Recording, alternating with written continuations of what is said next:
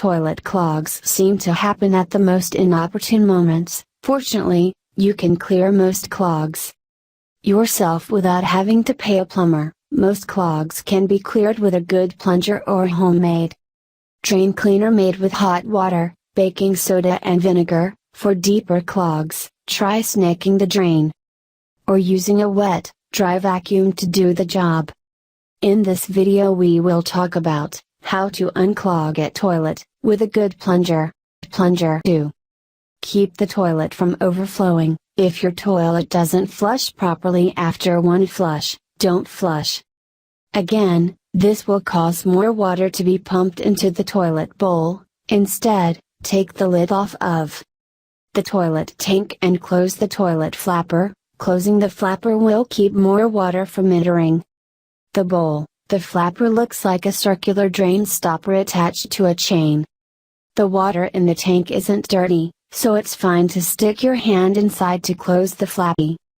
Prep the bathroom. In case splashing occurs, place newspapers or paper towels on the floor to soak up liquid. The paper will make for easier cleanup later. You should also turn on the ventilation fan or open the window to minimize foul odors. If the clog is serious, put on a pair of rubber gloves. Toilets are unsanitary, but a good pair of rubber cleaning gloves will protect you from any germs within. Choose gloves that reach up to your elbows. You may also want to put on an old set of clothing, just in case things get messy. See if you can clear the obstruction. If you can see the cause of the clog, reach in and remove it from the toilet if possible. If you can't clear it with your hands, but you know there's an object, such as a child's toy, causing the clog, skip the plunging and go straight to another method. Use a high-quality plunger. It is important to use a large heavy-duty rubber plunger, either the ball-shaped type or one with a fold-out rubber flange on the bottom which forms a seal. Do not use the small cheap suction cup type of plunger. These will often not work. If your plunger is not making a tight seal, try wrapping an old rag around the end of the plunger to stop any leaks. Run the plunger under hot water before using it. This will soften it up, which will help with create a seal.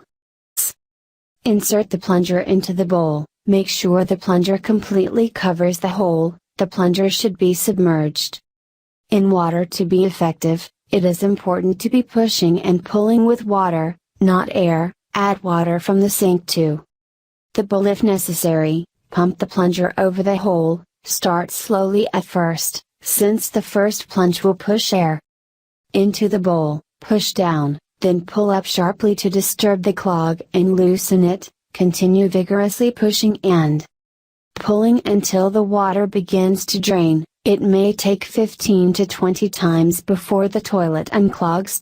Be patient. As long as you're sure there's no hard object, plunging alone often suffices. It might not work immediately but would often work after a few repeated efforts. Flushing, with each effort constituting of dozens of plunging.